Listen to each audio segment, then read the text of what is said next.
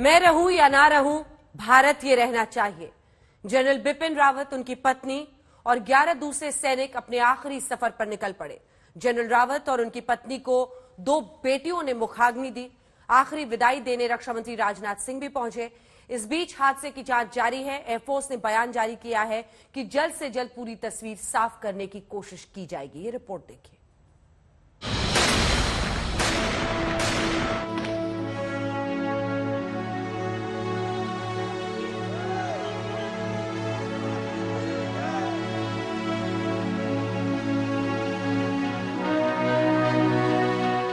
ऐसे हीरो जिनके जाने पर पूरे देश की आंखें नम हो गईं। मेरे पापा हीरो थे, मेरे बेस्ट फ्रेंड थे। बहुत ज्यादा अच्छा पर्सोना था उनका, बहुत दोस्त थे, बहुत प्यार मांगते थे। ऐसे हीरो जिनके सामने पूरे देश ने सिर झुकाया। ऐसे हीरो जिनके आखिरी दर्शन के लिए हुजूम उमड़ा।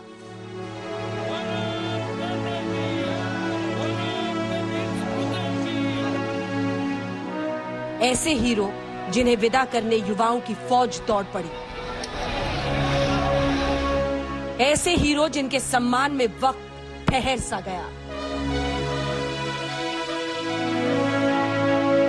ऐसे हीरो जिन्हें कभी भुलाया नहीं जा सकता। सबसे बड़े सेनापति और उनके सैनिकों का यूं जाना किसी को समझ में नहीं आ रहा। बार बार एक ही सवाल सामने आता है, आखिर ऐसा क्या हुआ कि जनरल बिपिन रावत का हेलीकॉप्टर हादसे का शिकार हो गया। आप गौर से इस वीडियो को देखिए। हादसे से कुछ मिनट पहले के इस वीडियो में क्या क्या दिख रहा है और उस पर गौर कीजिए। वीडियो में दिख रहा है मौसम काफी खराब है। वीडियो में ये भी दिख रहा है कि बादल कम ऊंचाई पर है। साथ ही वीडियो में ये भी दिख रहा है कि पूरे इलाके में कोहरा और कुहासा है। लेकिन वीडियो में जो सबसे अहम चीज दिख रही है वो है ये मी-17 हेलीकॉप्टर एकदम काबू में है। फिर हेलीकॉप्टर वीडियो से गायब हो जाता है, लेकिन रोटर की आवाज आ रही है। चंद सेकंड के बाद एक जोर की आवाज आती है और हेलीकॉप्टर के रोटर की आवाज बंद हो जाती है। और तब वीडियो शूट कर रहे लोग हैरान रह जाते हैं। उन्हें कुछ शक होता है। आज तक की टीम ने उन लोगों को ढूंढ निकाला है जिन्होंने ये वीडियो बनाया था। ये है नासिर और जो पॉल। दोनों वही रेलवे ट्रैक के किनारे कुदरती सुंदरता का वीडियो बना रहे थे और तभी उनके वीडियो में हेलीकॉप्टर कैद हो गया। इन्हें हादसे का शक तब हुआ जब इन्होंने जोर की आवाज सुनी। ஹெலிகாப்டர் நாங்கள் ஊட்டியில் ஹெலிகாப்டர் வர நாங்கள் பார்த்ததே இல்லை. அதனால சும்மா யதார்த்தமாக கேஷுவலாக எடுத்தோம். அது அந்த கிளவுட்ஸ்க்கு அப்படி போகுது. போய் ஒரு 5 செகண்டுக்குள்ள பார்த்தீங்கன்னா டமால் டமால் சவுண்டு கேட்டுச்சு. அப்போ அதுக்கப்புறம் சவுண்டே இல்லை. அப்போ என் ஃப்ரெண்டு ஓடி வந்து உடஞ்சிருச்சான்னு கேட்டார். ஆமாம் அப்படின்னோம். அப்புறம் நாங்கள் அதை முடிச்சு கொஞ்ச நேரம் நாங்கள் மேலே வந்துட்டோம். वीडियो से ये साफ है कि मौसम खराब था, लेकिन सवाल ये कि आखिर ऐसा क्या हुआ कि पूरी तरह से काबू में दिख रहा हेलीकॉप्टर चंद सेकंड के भीतर हादसे का शिकार हो गया। इसी सवाल का जवाब ढूंढने के लिए ट्राई सर्विसेज की team air marshal Manvendra Singh की अगुवाई में जांच कर रही है। एयरफोर्स ने ट्वीट किया, 8 दिसंबर को हुए हादसे की वजह की जांच के लिए ट्राई सर्विसेज की कोर्ट ऑफ इंक्वायरी बनाई गई है। जांच जल्द से जल्द पूरी होगी और सच्चाई सामने आएगी। तब तक किसी भी अनुमान से बचना ठीक होगा। क्यों के साथ कई सारे इसमें परिस्थितियां हो सकती हैं। पहली परिस्थिति जो मेरे समझ में आती है वो ये है कि जरूर कोई ऐसी इमरजेंसी हुई है जिसके कारण पायलट को मजबूरी में पहाड़ों के बीच में ऐसे धुंध में घुसना पड़ा। आतंकवाद के खिलाफ ऑपरेशन ऑल आउट चलाने वाले जनरल सर्जिकल स्ट्राइक के सबसे बड़े सूत्रधार की भूमिका निभाने वाले जनरल और जनता के जनरल का जाना देश का नुकसान है। और इस नुकसान की थोड़ी बहुत भरपाई शायद तभी होगी जब हादसे की वजह देश के सामने आएगी। कुन्नूर से प्रमोद माधव के साथ आज तक ब्यूरो। आइए चर्चा की शुरुआत करते हैं। लेफ्टिनेंट जनरल रिटायर्ड के अग्रवाल साहब रक्षा विशेषज्ञ के तौर पर हमारे साथ जुड़ गए हैं। Retired lieutenant general Rajesh Sahni साहब रक्षा विशेषज्ञ के तौर पर जुड़ेंगे हमारे साथ। Group captain retired MJ Augustine हमारे साथ जुड़ेंगे। रक्षा विशेषज्ञ के तौर पर, और स्क्वाड्रन लीडर रिटायर्ड दीप्ति काला भी हमारे साथ जुड़ेंगी। सबसे पहले मैं आप ही के साथ शुरुआत करना चाहती हूँ, क्योंकि सर बहुत सारे सवाल लोगों के मन में हैं। और जनरल साहब, जब हम ये वीडियो देखते हैं, अब हर कोई ये जानना चाहता है, अब जहां से गुजरी यही पूछते हैं कि डबल इंजन, 2 इंजन थे, कहा जाता है कि एक साथ दोनों कैसे फेल हो सकता है, आखिर क्या हुआ?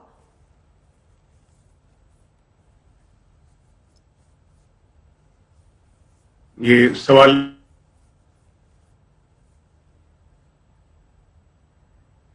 आपकी आवाज किन्हीं वजहों से सर नहीं आ पा रही है, फ्रीज हो गया है फ्रेम। हम लौटेंगे आपके पास, बातचीत करेंगे, लेकिन इस बीच हम आपको उनके अंतिम लम्हों की हम तस्वीरें दिखा रहे हैं, जब विदाई की इस बेला में बेटियों ने मुखाग्नि दी। जनरल बिपिन रावत और उनकी पत्नी मधुलिका। सबसे अविश्वसनीय दुख तो यही है कि एक साथ मां और पिता दोनों का साया चला गया। रक्षा मंत्री वहां पर मौजूद रहे, बीजेपी अध्यक्ष जेपी नड्डा पहुंचे, एनएसए अजीत डोभाल और तमाम लोगों को आज अंतिम विदाई दी गई है।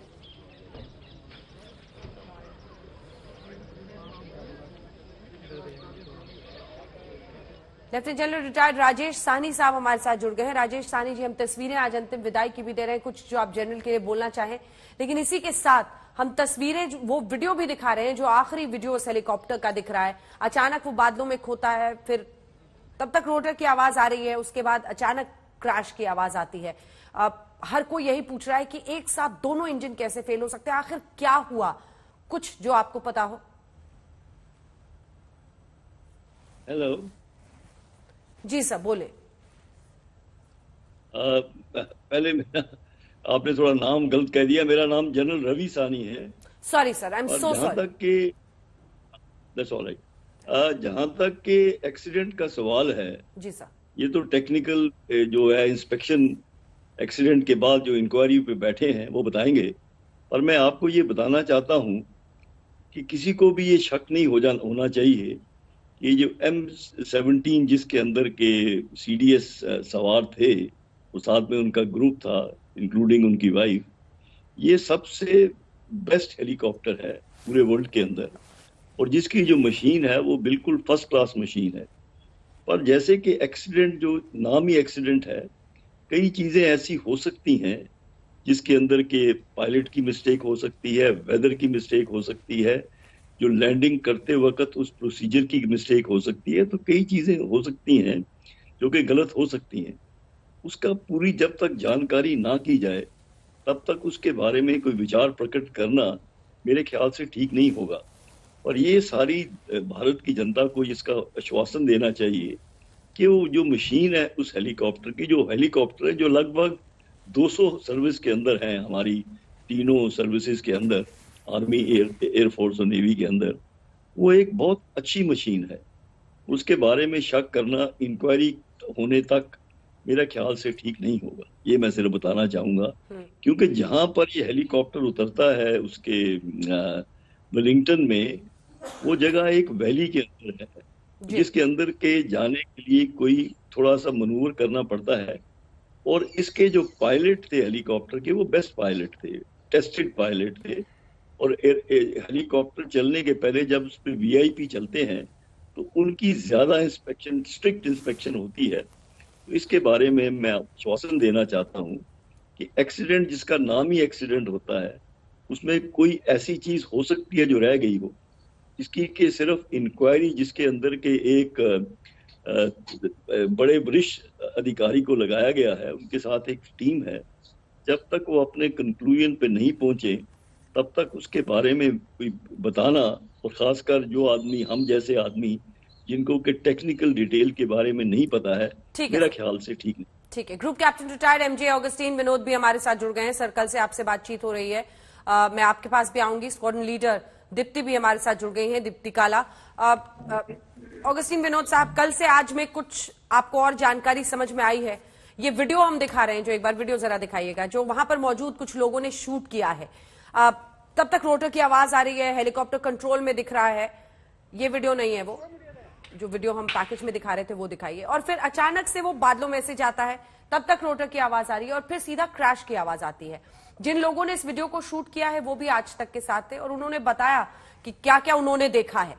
कुछ समझ में आ रहा है। लोग ये बार बार पूछते हैं, मतलब आम लोग जो बात करते हैं कि 2 इंजन था, दोनों कैसे फेल हुआ, गिरा उसके बाद कुछ हुआ, कुछ आपको और पता चला हो? देखिए, हमारे दर्शकों को 2-4 चीजें समझना बहुत जरूरी है जी। मैं जनरल साहब से भी बिल्कुल ही सहमत हूं कि कोर्ट ऑफ इंक्वायरी अपना कार्य करने दें, और मैं जनरल साहब को आश्वासन दिलाना चाहूंगा कि जो भी एनालिसिस आप एटलीस्ट मेरे तरफ से देखते हैं, ये ट्रेंड एक्सीडेंट इन्वेस्टिगेटर होने के नाते देखते हैं, और एक एक्सीडेंट इन्वेस्टिगेटर सारी चीजों को अपने मद्देनजर यही अपना डिसीजन लेते हैं और रिपोर्ट पे वो सारी चीजें दर्ज करते हैं। उनके पास जो है, जो हमारे पास नहीं है, वो है जिसको हम कहते हैं ब्लैक बॉक्स या फ्लाइट डेटा रिकॉर्डर, जो बिल्कुल ही सही सलामत बरामद किया गया है और उसके एनालिसिस चल रही होगी, क्योंकि बहुत सारे जैसे जनरल साहब ने बताया, बहुत ही अत्याधुनिक हेलीकॉप्टर है, 2 इंजन है, 2 हाइड्रोलिक सिस्टम है, इसमें ऑटोमेशन है, 5-6 मेरा आर्टिकल है, गूगल करके देख लीजिए, पढ़ लीजिए, 5-6 मल्टीफंक्शन डिस्प्लेज हैं। ये और भी बहुत सारे कंस्पिरेसी थियरी जो घूम रही हैं, उसको भी मैं दरकिनारे कराना चाहूंगा। इसके इंजन के सामने आप देखेंगे 2 इडली जैसा 2 आइटम है, वो है IR सप्रेसर्स, इसके अंदर फ्लेयर डिस्पेंसर्स हैं, शाफ्ट डिस्पेंसर्स हैं, ये आर्मर्ड प्लेटिंग लगी हुई है, भी फ्यूल टैंक पॉलीयूरेथेन से कोट किया हुआ है, उसका मैं लौट रही हूँ सर आपके पास। जी, हमारे लिए महत्वपूर्ण ये 15 सेकंड का या 20 सेकंड का वीडियो है। बिल्कुल। ऑडियो बार बार आपका कट रहा है, मैं आपके पास आऊंगी। दीप्ति काला, आप क्या बताएंगी इस बारे में?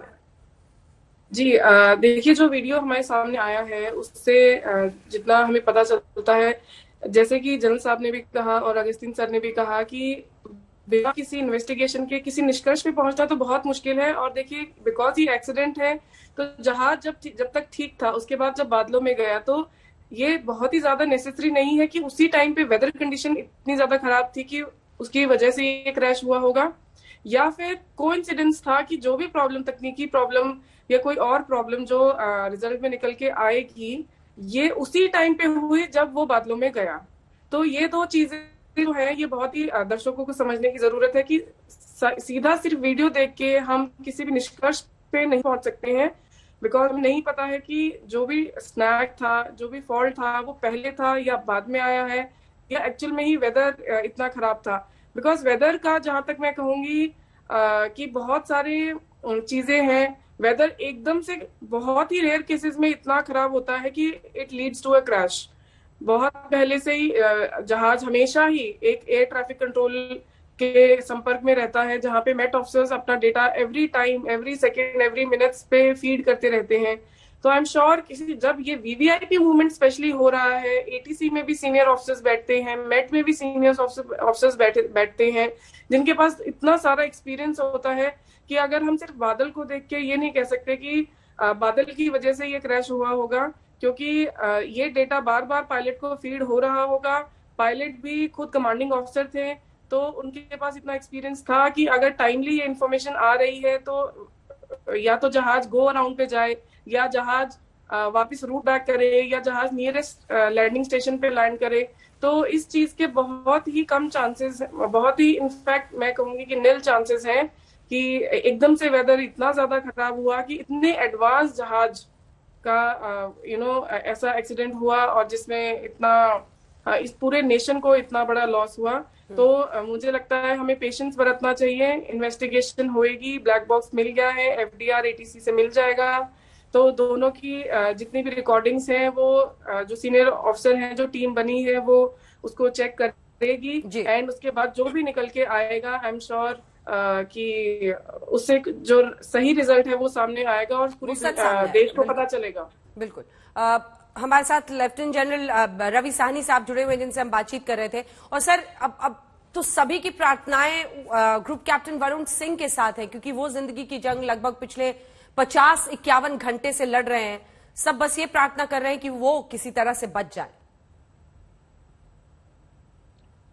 बिल्कुल, ताकि वो जो जिनका आपने नाम लिया, वरुण सिंह, वो भी एक बड़े ही एक्सपीरियंस पायलट हैं और उन्होंने ऑलरेडी एक अवार्ड लिया है। जब जो मैं अकाउंट पढ़ रहा था कुछ देर पहले, एक बड़े ही निपुणता के साथ उन्होंने एक एरोप्लेन को, जो कि घटनाग्रस्त हो सकता था, उससे बचाया। तेजस में, तेजस LCA लाइट कॉम्बैट एयरक्राफ्ट तेजस को उन्होंने मिड एयर क्राइसिस में बचाया था। शौर्य चक्र तेजस को बचाया जी। इंस्ट्रक्टर थे, इंस्ट्रक्टर हैं स्टाफ कॉलेज में, और वो लेजन ऑफिसर गए थे। तो हमारी सबकी परमात्मा से ये दुआ है और प्रार्थना करते हैं कि वो बच जाएं, क्योंकि जरा गंभीर तौर से वो घायल हैं, पर बेस्ट ट्रीटमेंट जो है आर्म्ड फोर्सेस दे सकती हैं उनको मिल रही हैं जी। और मैं यही प्रेयर करूंगा, यही प्रार्थना करूंगा कि वो ठीक हो जाएं। अभी तक उनकी कंडीशन का तो मुझे लेटेस्ट पता नहीं है, पर जो मैंने सुना था सूत्रों से, वो कह रहे हैं कि उनकी कंडीशन अभी स्टेबल है। तो लेट्स सी, हम सब जो है, सबकी दवाएं जो है उनके साथ है, उनकी फैमिली के साथ। लेफ्टिनेंट जनरल रिटायर्ड के अग्रवाल साहब भी हमारे साथ जुड़ गए हैं। किस तरह से आप जनरल बिपिन रावत को याद करेंगे सर? और आज पूरा देश श्रद्धांजलि दे रहा है, तस्वीरें हम दिखा रहे हैं अपने दर्शकों को, हुजूम पहुंच गया उनके घर के बाहर, हर जगह पीपल्स जनरल के तौर पर जाने जाते थे।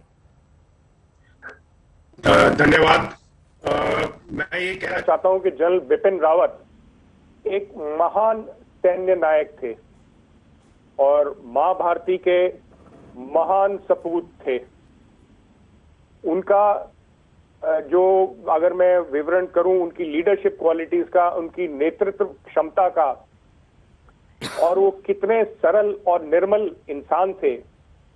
एक अच्छे लीडर होने के लिए सबसे ज्यादा जरूरी है कि सबसे पहले वो अच्छा इंसान हो, अच्छा शख्स हो, और जो भी कहे वो करे। कथनी और करनी एक होने का एक वो बहुत बड़ा उदाहरण थे। और उसके साथ साथ इतने ऊंची रैंक पे होने के बाद इतने विनम्र शख्सियत रखते थे, इतने हम्बल थे। और कोई भी, आपने औरों से भी सुना कि कोई भी अगर उनसे मिलना चाहता है, चाहे वो सिपाही हो, चाहे वो जेसीओ हो या ऑफिसर हो, सबके लिए उनके पास टाइम था। और वो बड़े पेशेंटली, बड़े ध्यान से सबकी बात सुनते थे और उस पर अमल करते थे। तो ये सब एक बहुत ही महान जो लीडर है उसके लक्षण है। और उसके साथ साथ उनकी जो विजन है, जिसे हम कह सकते हैं कि उनकी दिव्य दर्शिता, वो अगर मैं आपको कई ऐसे वाकया सुना सकता हूं जिससे कि उनकी दूरदर्शिता साफ नजर आती है।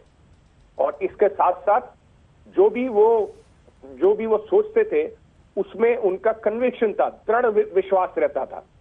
और उसको दृढ़ विश्वास के साथ साथ उसको वो कार्यान्वित, इम्प्लीमेंट करने की पूरी क्षमता रखते थे। निष्पक्ष तरीके का उनका जो बर्ताव था सबके साथ, और कोई भी चीज छुपी भी नहीं थी उनके सामने। जो आप देखते थे वो वैसे थे। और एक तरीके से मैं ये कहूंगा कि बिल्कुल स्पष्टवादी और एक आदर्श नेता थे। और उन्होंने भारतीय सेना को पहले army chief of army staff रहते हुए और बाद में CDS रहते हुए, जो तीनों सेनाओं के को जो उन्होंने एक नया गति दी, एक नई दिशा दी, उसको जो है सदियों तक याद रखा जाएगा। चाहे वो तीनों सर्विसेज की जो इंटीग्रेशन मानते हैं, जॉइंटमैनशिप कहते हैं, उसके बारे में उन्होंने जितना काम किया, और जो इतने जो वेपन, हथियार और साजो सामान का प्रोक्योरमेंट में इतनी प्रॉब्लम्स रही, उसके लिए जो उन्होंने कदम उठाए, और पिछले 4-5 सालों में काफी एविडेंट है, आप सब जानते हैं कि कितनी प्रगति हुई है इस मामले में।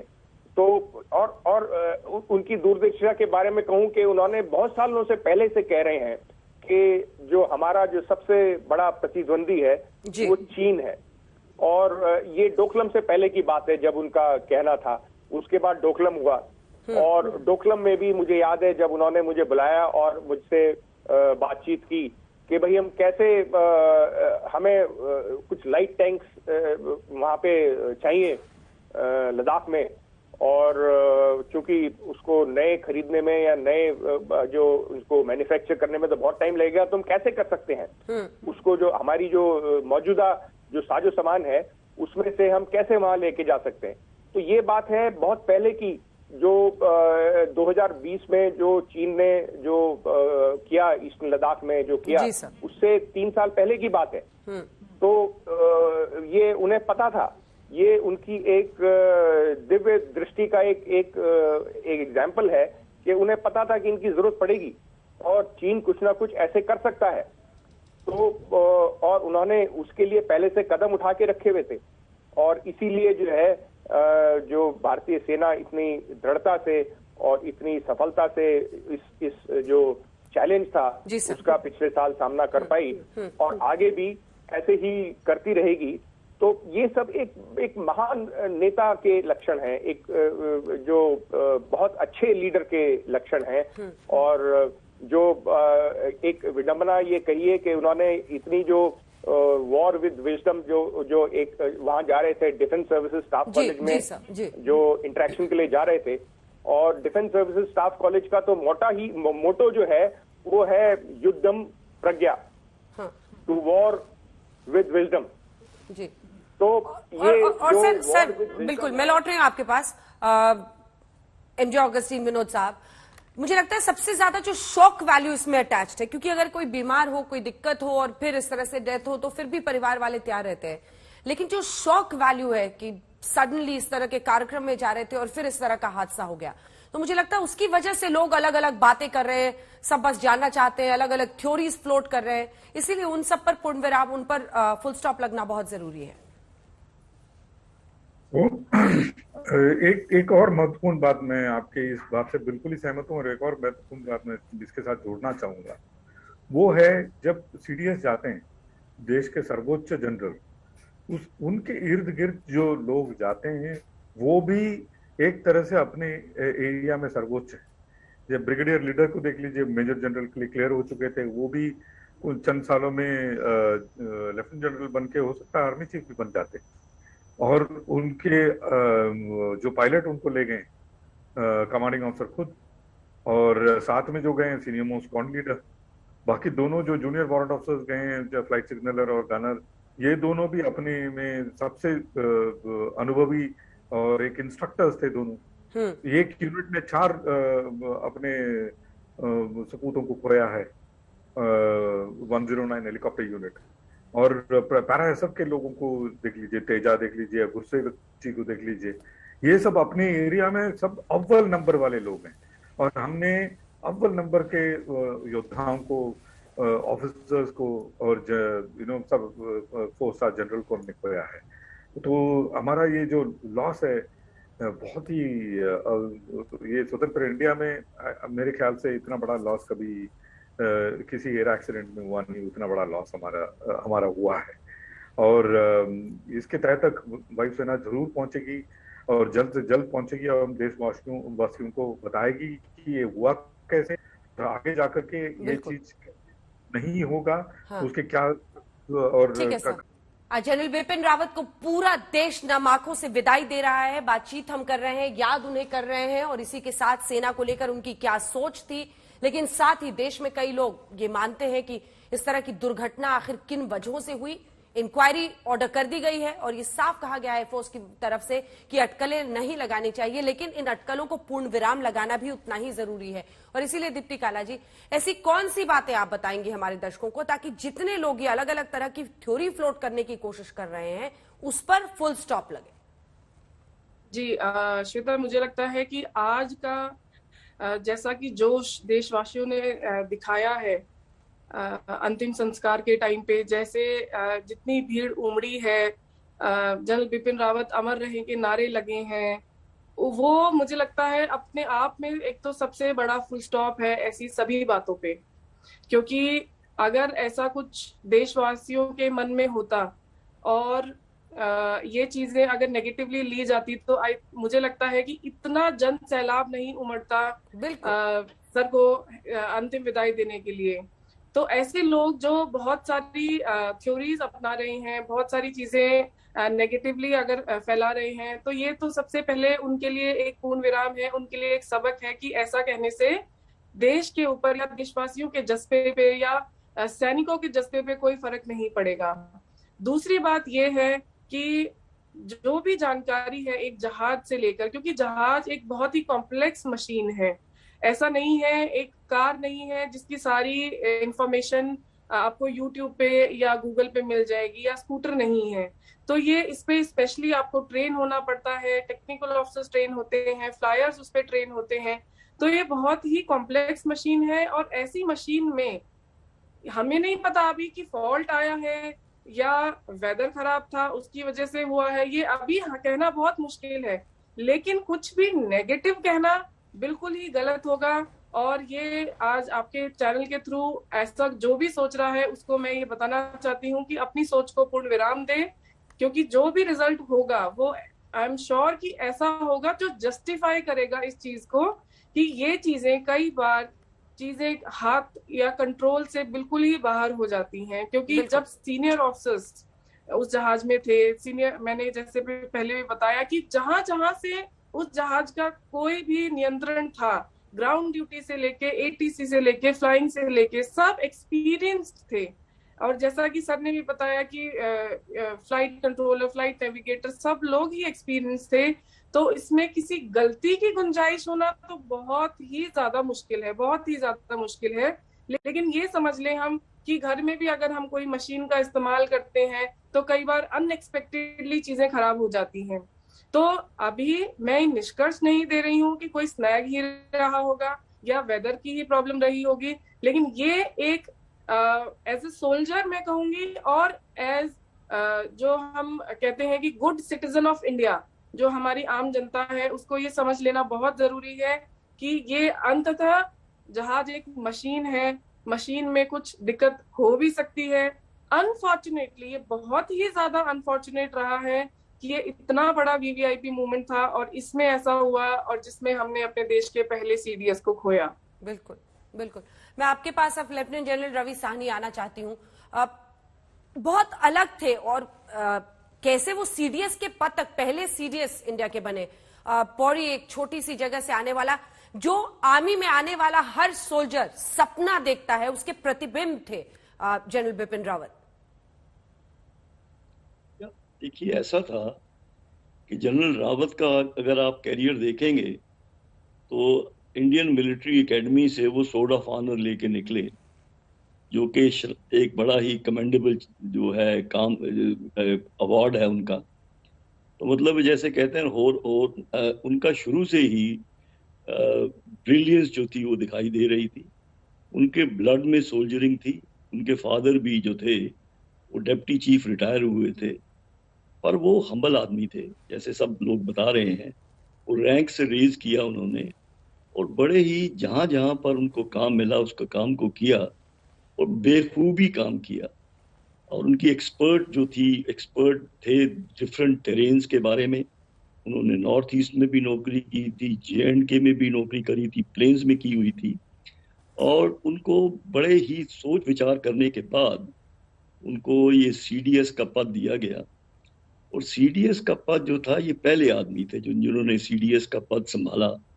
तो सीडीएस की अपॉइंटमेंट की भी बड़ी कहानी है। दिनों से इसका विचार हो रहा था, पिछले 10-15 साल से, और इस गवर्नमेंट ने इसका ये पग लिया, ये स्टेप लिया, जो कि बड़ा सराहनीय था। तो ये पहले सीडीएस थे, और पहले सीडीएस होने के नाते इनको पूरी जो थी ऑर्गेनाइजेशन सेटअप करनी थी, जो कि बहुत ही एक मुश्किल काम है, क्योंकि तीनों सर्विसेज का अपना अपना ट्रेडिशंस है। आर्मी की अलग है, एयरफोर्स की अलग है, नेवी की अलग है। उनके अपने अपने जो हैं प्रॉब्लम्स हैं, उनके अपने अपने क्रिटिकल पॉइंट्स हैं। उन सबको समझना और उन तीनों सर्विसेज को इकट्ठे करके एक हेडक्वार्टर के नीचे लाना, सिनर्जी लाना, और एक फाउंडेशन स्टोन रखना, नींव रखना जो है इंटीग्रेशन की, जो उनका काम था। उसके अलावा जो ब्यूरोक्रेसी है, ब्यूरोक्रेसी जो MOD है, मिनिस्ट्री ऑफ डिफेंस, वो उनकी ब्यूरोक्रेसी अलग किस्म का काम करती थी। उनको भी इस ऑर्गेनाइजेशन में इंटीग्रेट करना, यानी कि तीनों सर्विसेज, ब्यूरोक्रेसी और एक सेक्रेटरी, डिफेंस सेक्रेटरी का जो सुपर डिफेंस सेक्रेटरी मैं बोलूंगा, वो काम भी करना, तो ये बड़ा मुश्किल काम। उसके बाद उन्होंने कई काम अपने सिर पे लिए, जैसे कि थिएटराइजेशन है, इसके बारे में कई लोगों ने कई किस्म के विचार थे। और मैं आपको ये बताना चाहता था कि बिपिन रावत एक बड़े दृढ़ निश्चय के ऑफिसर थे, और ये होना पड़ता है। जब आप लीडरशिप संभालते हैं तो कई स्टेप्स ऐसे लेने पड़ते हैं जो कि आम जो विचारों से अलग है। तो अलग थे, उससे अपोजिशन भी आती है, उसको संभालना पड़ता है, उनको समझाना पड़ता है, अपोजिशन करते हैं। उन्होंने किया और शुरू किया प्रोसेस जो था, जो कि देर लगेगी अभी काफी, पर उन्होंने नींव रखी। अब प्रोक्योरमेंट की बात की कि हर जगह से हर एक सर्विस के अपनी अपनी जो ट्रेडिशंस थी उनको इकट्ठे करना। कहने का मतलब ये है कि इस चीज को जो कि कभी पहले अटेम्प्ट नहीं किया गया था। और हिस्ट्री देखें CDS अपॉइंटमेंट की किसी भी कंट्री में, चाहे आप US में देख लें, UK में देख लें, किसी भी और कंट्री में देख लें, तो ये सबसे कठिन काम है, जिसको कि मैं एक थैंकलेस जॉब कहता हूँ। और उन्होंने इसको बड़ी बेहतरी से किया। काफी बाधाएं आई, काफी क्रिटिसिज्म आए, और जो अच्छा नेता होता है उसका दृढ़ निश्चय होना चाहिए, जो इनका था। और ये काम जो था, मेरे ख्याल से उनको इस काम के लिए हमेशा याद किया जाएगा कि उन्होंने एक इम्पोर्टेंट स्टेप, इसको कि मैं बोलूंगा कि integration of the 3 services and bureaucracy, उसकी ये नींव रखी और बड़ी बेखूबी से काम किया। मैं समझ सकता हूँ इसके अंदर कितनी कठिनाइयां होंगी। और एक आदमी जो है अकेले, जिसने पहली बार ये काम शुरू किया गया हो, उसको 24 घंटे काम करना पड़ता है। उन्होंने किया। तो ये जो है, ये चीजें, जो क्वालिटीज जो उन्होंने जो किया था, वो लोग मानते थे। क्रिटिसिज्म को करना, संभालना, और दूसरा जो पॉलिटिशियंस के साथ, रक्षा मंत्री के साथ विजन। और सबसे बड़ी बात ये थी कि प्रधानमंत्री का उनके ऊपर विश्वास था, और विश्वास जो है इसको बनाना बड़ा मुश्किल काम। ये मान जाइए कि पिछले जो 2 साल में के साथ जो विश्वास था उसका, अपना प्राइम मिनिस्टर का, डिफेंस मिनिस्टर का, ये भी बड़ा श्रेय की बात है। It's very creditable thing. बिल्कुल। और के अग्रवाल साहब, मैं यहीं से बातचीत आगे आपके साथ ले जाना चाहती हूँ। बहुत चैलेंजिंग टाइम्स है ये, क्योंकि हम देखते हैं कि पॉलिटिकल लोडेड एटमॉस्फेयर रहता है, सेना तक को घसीटने की कोशिश होती है कंट्रोवर्सीज में। ऐसे वक्त पर आपके फैसलों को भी तरह तरह के लेंस से देखा जाता है, लेकिन इन सब का मुकाबला करते हुए अपनी स्ट्रैटेजी के तहत वो आगे बढ़ रहे थे। अग्रवाल साहब, आप बिल्कुल ठीक आपने कहा कि जब वो एक चीज फैसला कर लेते थे तो उसके बाद वो अड़िग रहते थे, उसको जो है इम्प्लीमेंट करना है। और चाहे कोई पॉलिटिकल कोई कंट्रोवर्सी हो या नहीं हो, एक सोल्जर की भांति, ये पॉलिटिक्स अलग चीज है, एक सोल्जर की भांति उनका लक्ष्य बना के और उसके पीछे चल देते थे। तो यही उनके जो सफलता का एक बहुत बड़ा कारण था शुरू से, कि एक बार उन्होंने सबकी राय ली, एक उन्होंने फैसला किया, और उस फैसला करने के बाद बिल्कुल उस अपने लक्ष्य के पीछे चल पड़े। और लेकिन ये सब काम पूरा उनका होता था बिल्कुल स्पष्ट तरीके से, बिल्कुल और विनम्र रहते हुए।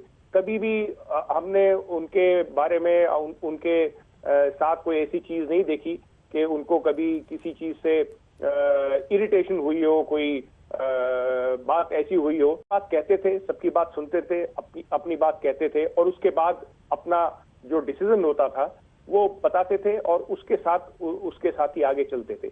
एक चीज मैं ये कहना चाहूंगा कि एक थोड़ी सी बात मैं मिसेस मधुलिका रावत के बारे में भी कहना चाहूंगा, जिसके साथ मेरी वाइफ जो काफी आवा के कामों में संलग्न थी।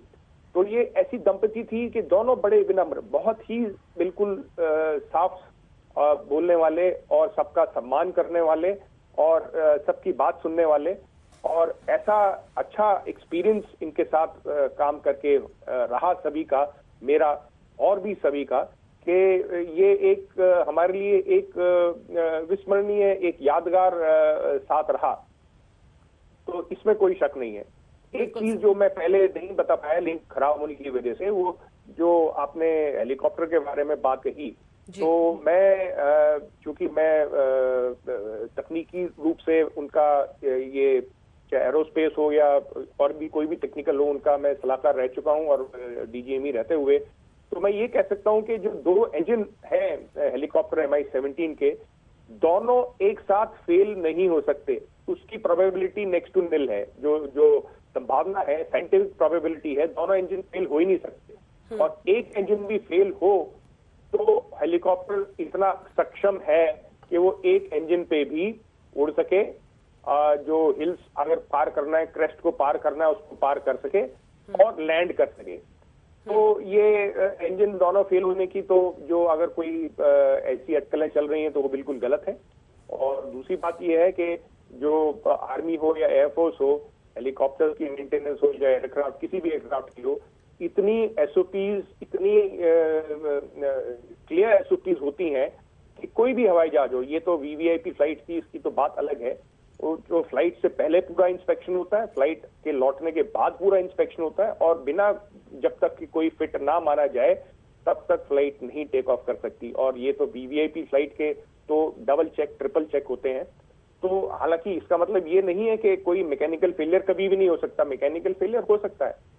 तो मेरा बस इतना ही कहना है कि इसकी जो है हम अटकलें करने के बजाय ये इंक्वायरी है, उसका रिपोर्ट की हम प्रतीक्षा करें और ऐसी वैसी कोई अटकलें ना लगाएं। बहुत बहुत धन्यवाद आपका लेफ्टिनेंट जनरल रिटायर्ड के अग्रवाल साहब, और तमाम मेहमान जो हमारे साथ जुड़े हुए थे, आप सभी का धन्यवाद। Lieutenant general retired Ravi Sahni साहब, group captain retired MJ Augustine Vinod ji, और स्क्वाड्रन लीडर रिटायर्ड दीप्ति काला। बहुत याद आएंगे जनता के जनरल। नम आंखों से आज देश ने जनरल बिपिन रावत को विदाई दी। देखते रहिए आज तक।